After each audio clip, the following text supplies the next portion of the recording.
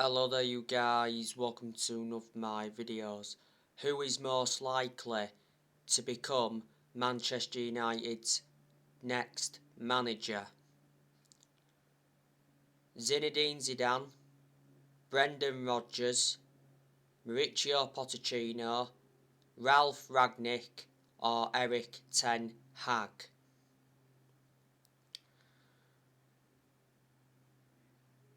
Now, like I updated you on my recent video, the Sunday Times said that Manchester United step up bid for Zinedine Zidane to replace Solskjaer. The club hopes Zinedine Zidane's close relationships with Ronaldo and Varane can help convince him to join.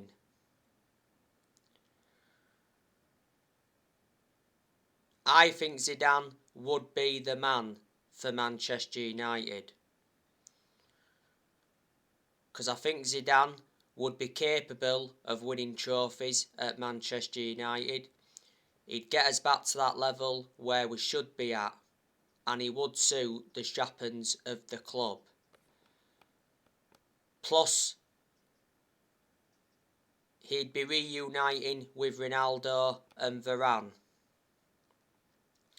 Zidane is managerless because he left Real Madrid in the summer. Now, reports did say not so long ago that Zidane wasn't interested in the Manchester United job and he was currently enjoying life away from football management. But earlier on this season, it said Manchester United held talks with Zinedine Zidane, and reports from Spain said that Zidane rejected the Newcastle job as he's waiting for the Man United or France job. Now, Zidane has not yet managed in the Premier League, so it would be good to see him come and experience the Premier League. You've got to admire what he did at Real Madrid. He won quite a lot of trophies with Real Madrid, so reflecting on that, he's got a good pedigree behind him.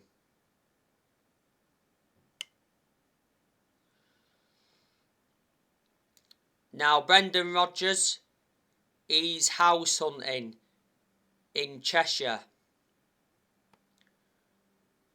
Brendan Rodgers is the favourite to replace Ole Gunnar Solskjaer at Manchester United. Man United are confident that Brendan Rodgers will be their next manager. The Manchester Evening News said the other day that Man United are ready to trigger Brendan Rodgers' contract clause if Solskjaer gets sacked. Apparently, Brendan Rodgers has already verbally agreed to become Man United's new manager.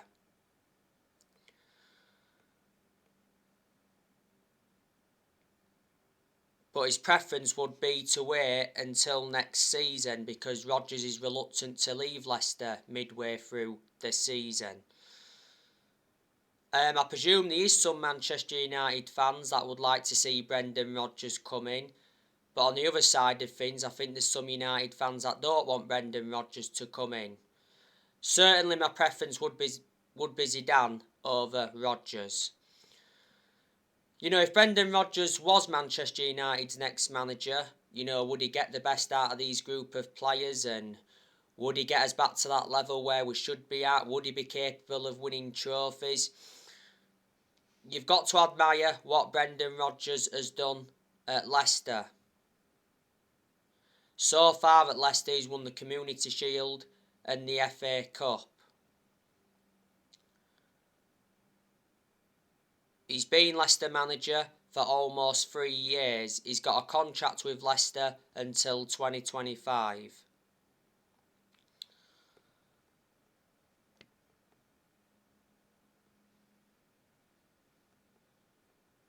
Marichio Pottuccino to Manchester United is a possibility, because reports from France have said that Pottuccino will consider making a return to the Premier League.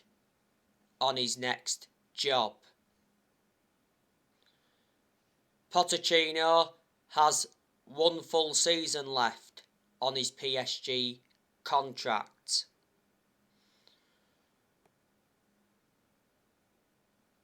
Manchester United tried to get Pottuccino when he was managerless. You know, Pottuccino held talks and that with the club. Pottuccino is a good manager, even though he's hardly won anything. He did well with Tottenham. Pottuccino enjoyed a 5.5-year tenure with Tottenham, and analysing the vast majority of his tenure with them, Tottenham were competing in and out of the top four. But in 2018, Pottuccino guided Tottenham to their first ever Champions League final. I think Tottenham certainly made a big mistake sacking Pottuccino. Before as well, Pottuccino's managed Southampton. I think he guided Southampton to their highest ever finish in the Premier League, and he's managed Espanyol before. Ralph Rangnick, Fabrizio Romano recently gave us an update on him. He said Manchester United turned down Ralph Rangnick. Now, not so long ago, there was rumours of Ralph Rangnick coming in as the interim manager until the end of the season. There's some United fans that would like to see him come in as the director of football. And Erik ten Hag, I think there's United fans that want to see him get recommended in. You've got to admire what Erik ten Hag has done at Ajax. He's won a few trophies with them, and he's been Ajax manager for 4 years. But he said not so long ago that Erik ten Hag is reluctant to leave Ajax. In regards to Solskjaer, his job is safe at the moment. Solskjaer expects to remain Manchester United manager after this international break, so Solskjaer will be in charge for the game against Watford, but defeat to Watford will surely sack Ole Gunnar Solskjaer.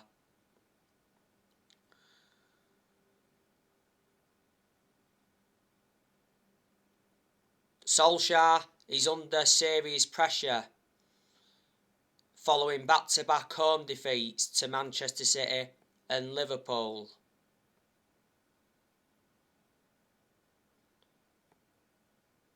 Plus, Man United have only won one of their last 6 Premier League games. At the moment, Man United are currently 6th in the Premier League.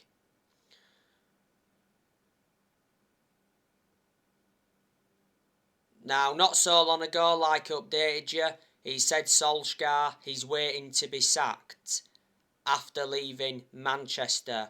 Last Monday, Solskjaer flew back home to Norway with his family.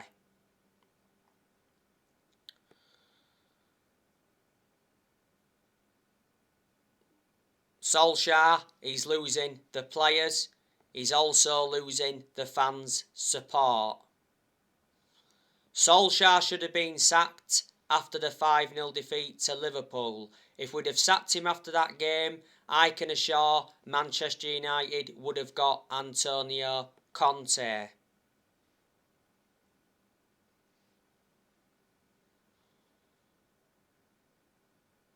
After the humiliation to Liverpool, it said Solskjaer had been given 3 games to save his job. Only won one of them 3 games, beat Tottenham 3-0, drew 2-2 against Atalanta, and obviously lost 2-0 to Man City last weekend.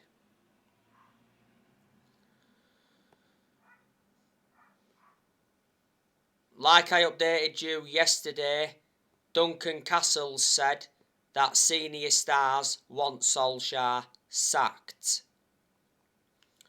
Because quite clearly, the players are not playing for the manager. Danny Mills said yesterday that Solskjaer commits a sackable offence in Man United training. And our senior players agree that Solskjaer committed a sackable offence.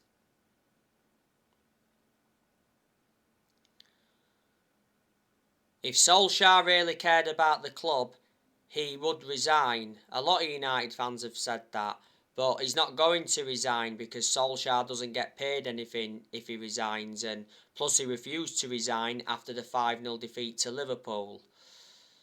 Manchester United must pay Solskjaer £7.5 million if they decide to sack him. Because in the summer, Solskjaer signed a 3-year contract with an option of a further year, and Manchester United made a mistake giving him that contract, and a lot of Manchester United fans will agree with me on that aspect. I just hope Manchester United don't have to stick with Solskjaer until the end of the season. Because he has been given long enough now at Manchester United. He's been Manchester United manager for almost 3 years. I am surprised he's lasted as long as he has done, but I think the reason he's still Man United manager is because he's a legend of the club. Disregarding being a legend of the club, I think he'd have been sacked a while ago. And we all adore Solskjaer reflecting on what he's done for the club. You know, Solskjaer did endure 11 years as a player for Man United. He flourished under Ferguson's guidance. Solskjaer's most iconic moment as a player was when he scored the winner in the Champions League final back in 1999, and obviously he won the club the treble, and that is the club's greatest achievement. Solskjaer had the proven pedigree as a player for Man United because he won a lot of trophies as a player, but unfortunately he hasn't got a proven pedigree as a manager, and that is a concern. You know, Solskjaer's not yet won a trophy as Manchester United manager. We haven't won a trophy since 2017. Yet before Man United, Solskjaer was at Molde. He won a few Norwegian titles with them, but they're not a big club. He endured 2 spells with Molde, and before he managed Cardiff, and his record at Cardiff was absolutely disastrous. The reason he got sacked from Cardiff is because he did get them relegated. Reflecting on our poor performances though, you can't just put all the blame on Solskjaer. Yes, Ollie's to blame for certain things. You know, Solskjaer's tactics have been questioned and his team selections have been questioned. But there's also players that have to take responsibility for those poor performances. This season is Solskjaer's 3rd full season as Man United manager. And I expected Man United to do well this season. I thought we'd have been up there competing with the likes of City, Liverpool and Chelsea, because Man United have got a very, very good squad. Plus, Man United enjoyed a very good summer transfer window this year, made 4 signings. 3 of them were major signings. Obviously, we brought Sancho in, Varane, re-signed Ronaldo after 12 years. And obviously we did bring Tom Heaton in on a free transfer from Villa. Plus, the board continue to back Solskjaer. You know, they backed him very well in the summer transfer window. Solskjaer's enjoyed like 5 transfer windows now as permanent Man United manager. So reflecting on what I've just said, Solskjaer has no more excuses. He ran out of excuses a while ago. But I just think that the expectations are far too high for Solskjaer to exceed as Man United manager. He's not capable of winning trophies as Man United manager, and Ole is in a position that he shouldn't be in. Ole knew when he taken over at Manchester United it was going to be a massive job. Not only a massive job, he knew it was going to be a difficult job as well. Ole is managing one of the biggest clubs in the world. Solskjaer got appointed in December 2018 to replace Marichio. He's been permanent Manchester United manager since March 2019. And the reason Ole got the job on a permanent basis back in March 2019 was reflecting how well he did as the interim manager. Solskjaer He's Man United's fourth permanent manager since Ferguson retired. Man United have sacked 3 managers since Ferguson. We sacked David Moyes, Louis van Gaal and Jose Mourinho. But like I say, Manchester United have got very, very good players, but the reason we're not getting the best out of a lot of the players is because we're a team of individuals. We don't actually play as a team. You know, if we played as a team, we'd be up there with the likes of City, Liverpool and Chelsea. Look who we've got. Obviously, we've got David De Gea, a very, very good goalkeeper. I've got to give De Gea credit. I think he's done really, really well so far this season. And he did well in the 2-0 defeat to Man City. You know, De Gea saved us from Liverpool Part 2. De Gea must have made around 4 fantastic saves in that first half against Man City. Yes, he was partly to blame for City's second goal by Bernardo Silva. Don't forget, De Gea reclaimed the number 1 spot back in the summer. De Gea decided to cut short his holiday by 2 weeks to fight for the starting place because it said De Gea was determined to fight for his Man United future. De Gea has won everything domestically at the football club and he's made over 500 appearances for Man United in all competitions. He has got under 2 years left on his contract and he receives £375,000 a week. This season is De Gea's 11th season at Man United, so he has been a long servant. He's been with us since the Ferguson era. And we've got Dean Henderson. He's also a good goalkeeper as well, but Dean Henderson doesn't get his opportunities now because, like I said, De Gea reclaimed that number 1 spot back. Henderson's only been in goal for 1 game so far this season. That was the game against West Ham in the Cup. At one point, Henderson was out with COVID for a while. At one point last season, though, Henderson got the number 1 jersey and he did well in a lot of the games he was in goal for last season. I think Henderson will go out on loan next year. He's already mentioned that he wants a loan move away. Henderson's got that experience behind him though because he endured 2 successful loans with Sheffield. He's also had other loan spells before. Was it before the start of last season? Henderson signed a 6-year contract to Man United worth around £120,000 a week. So reflecting on that, he committed his future to the club. You've got Luke Shaw. That's a good left back overall, but Luke Shaw has certainly not proven how good he can be so far this season. Luke Shaw's been very, very poor this season. He was far superior last season to how he has been so far this season. Where is the Luke Shaw from last season? Shaw was very poor in the 2-0 defeat to Man City. He was the main culprit for Man City's second goal by Bernardo Silva. Shaw came off injured as well against Man City. He had to be replaced by Telles. I think Shaw's got a concussion.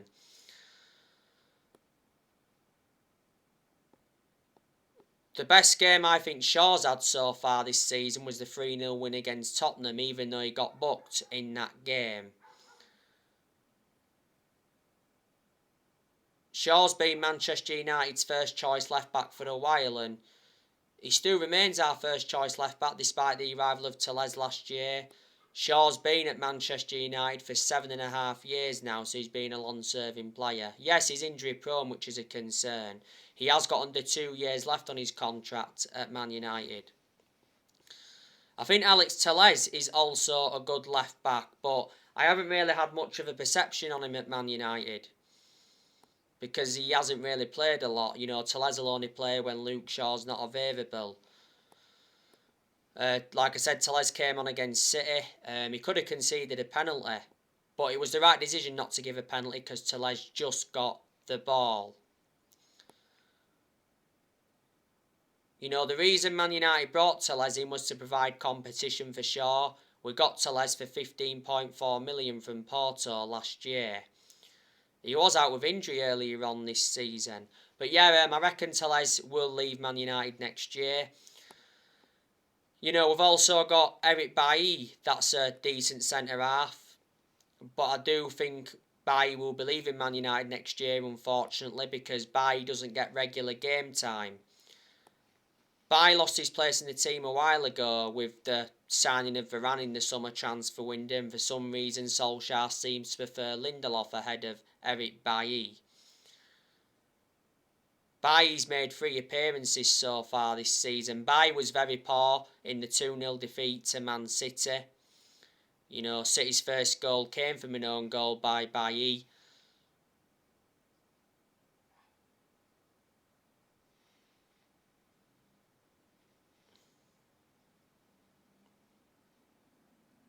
But not only the own goal, his overall performance was just very, very poor. And that was a shame because I thought Bailly played very, very well in the 2-2 draw against Atalanta. Made some good interventions and some good blocks. And he played well against West Ham in the Cup earlier on this season. My element of concern about Bailly is injury prone. Towards the end of last season, he signed a new contract with Man United till 2024. There's an option of a further year. Bailly's been at Man United for 5.5 years now. You know, got him from Villarreal back in 2016 for 30 million. Brought him in under the Jose Mourinho era. You've also got Raphael Varane. That's a very, very good centre-half. You know, he's had some good games at Man United, but he's had a couple of bad games as well. Varane's obviously out with a hamstring injury. He's out for around a month. He was out with a groin injury not so long ago, and he was out with that groin injury for a few weeks. So Varane's already endured 2 injuries since he became a Man United player. Varane initially made his return in the 3-0 win against Tottenham, and what a performance he put out against Tottenham.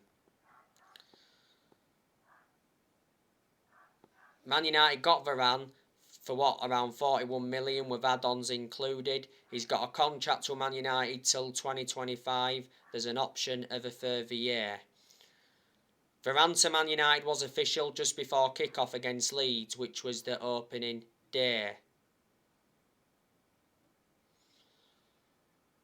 But Varane is regarded as one of the best centre-halves in the world. He's highly experienced and he's got a good pedigree behind him. Look at the amount of silverware he won when he was at Real Madrid. Not only that, he was a long-serving player at Real Madrid as well.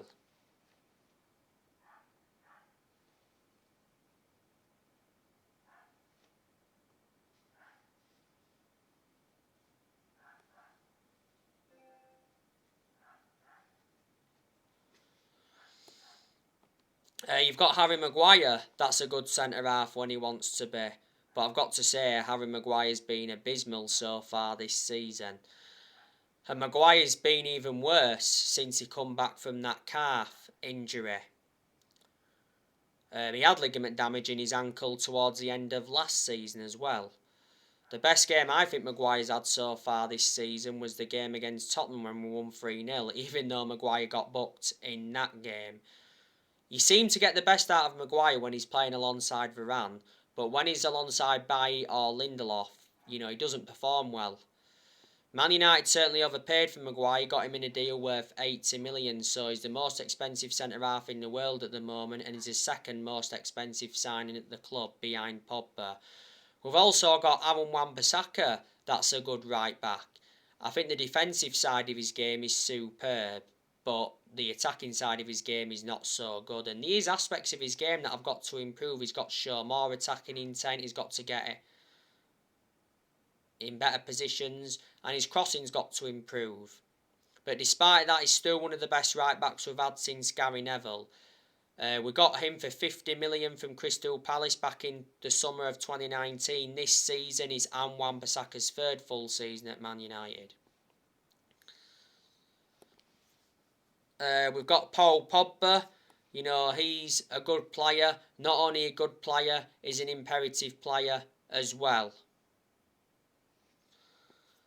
Now, I think there's a good chance that Paul Pogba's leaving Manchester United next year, because it said not so long ago that Man United are prepared to sell Paul Pogba in the January transfer window. Well, it's better to offload him in January and cash in for him rather than let him go on a free next summer.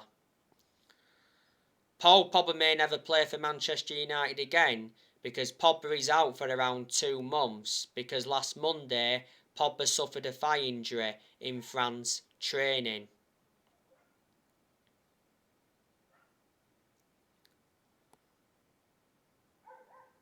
But there again, reports from France said not so long ago, like he updated you, that Paul Pogba wants to renew his contract with Man United, but reportedly on one condition, that he's made the Premier League's highest paid player.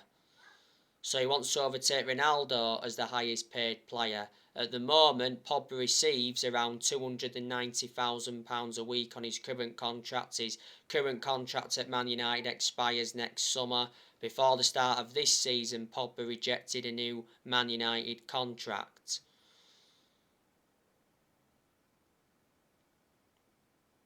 But Pogba did enjoy a good start to the Premier League season. So far this season he's provided 7 assists and he produced good performances in the last couple of months of last season, but he was out at one point for a while last season with a thigh injury.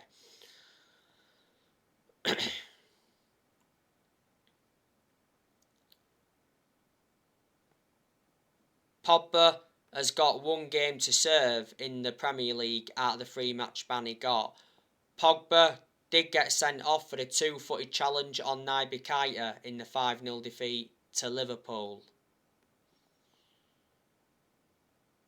Pogba played in the 2-2 draw against Atalanta and he put a very poor performance out. Reflecting on that, he got heavily criticised.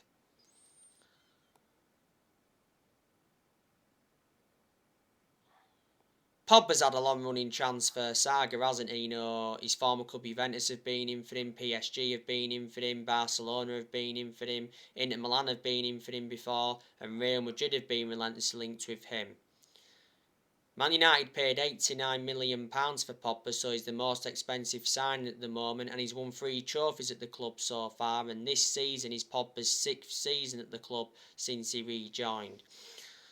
You know, we've also got Donny Van Der Beek, that's also a very good player, but I haven't had much of a perception on him at Manchester United because Van Der Beek has not been given enough game time.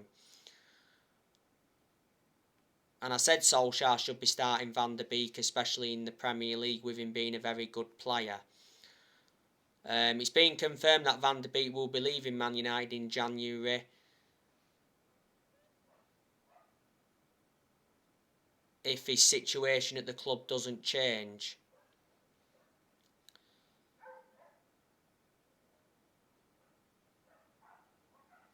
Prior to the Liverpool game, Solskjaer did admit that Van Der Beek is frustrated and disappointed over his situation at Old Trafford. And earlier on this season it did mention that Van Der Beek was furious with Solskjaer. Obviously we've got the best player in the world overall in Cristiano Ronaldo. Ronaldo actually wants Zinedine Zidane to become Man United's next manager. Because Ronaldo's obviously angry of what's going on at Man United at the moment, and he's even mocked Solskjaer's tactics. Ronaldo's got 9 goals in all competitions so far since he re-signed. Man United are relying on Ronaldo far too much. Don't forget, Ronaldo got named Player of the Month for October. He also got named Premier League Player of the Month back in September. So reflecting on that, he has got back-to-back awards. And you've also got Mason Greenwood, that's a talented player. You've got Bruno Fernandes, that's an exceptional player. One of the best signings we've made since Ferguson retired. You've got Marcus Rashford, that's also a good player as well. I think he's done well in a few games since he's come back, but on the other side of things there's been quite a few games where he's looked off the pace. You know, don't forget Rashford was out with a shoulder injury for a while, and at one point he had to have an operation on his shoulder. You've got Sancho, that is a good player overall, but he's been very poor for Manchester United so far. And reflecting on that, fans have been getting on his back. But I think Solskjaer's to blame for Sancho's poor performances, because when Solskjaer decides to play Sancho, he persistently plays him out of position. And I said Sancho will do well at Man United, providing that he's used correctly. It does take some players time to settle in. And we've also got Edison Cavani, that's also a good player as well. But unfortunately, I think he's going to be leaving Manchester United next year. So there you go. But there's quite a lot of players that don't even get in our team. Tellez doesn't really get in the team, like I said. Bailly doesn't really get in the team much. Tom Eaton obviously doesn't get in. We obviously brought Tom Eaton in as a backup. We got Tom Eaton on a free transfer from Aston Villa. I think he signed a 2-year contract with Man United with an option of a further year.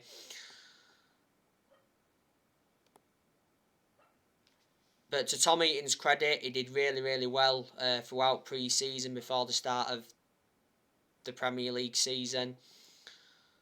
Obviously, Henderson, he doesn't get in there now because, like I said earlier, De Gea reclaimed the number 1 spot back. Dalot doesn't really get in the team. Dalot will only play when Wan-Bissaka's not available. Obviously, Dalot is our backup right back to Wan-Bissaka. Last season Dalot had a loan spell with AC Milan, and reflecting on that, he gained some experience. He's done well in some of the games he's been involved in for Man United, to his credit. We got Dalot around 3 years ago from Porto. We paid £19 million for him. And you've got Lingard, he doesn't really get in the team either. I think he's leaving Man United next year. Anthony Martial, he doesn't really get in the team. Juan Mata, he doesn't get in the team. Amad Diallo is another one that doesn't get in the team. He's made a few first team appearances, and I did say at that point, he looks a good asset for this first team squad. I thought Amad Diallo would have played a lot more in the first team than he has done, and at the end of the day, Man United got Amad Diallo in a deal worth 37 million. Obviously with add-ons included, Man United paid like 19 million up front. So anyway guys, that's everything to update you today. Drop your comments, likes below on the channel. If you do, consider subscribe as always, and take care. God bless, and I'll see you all again very, very soon.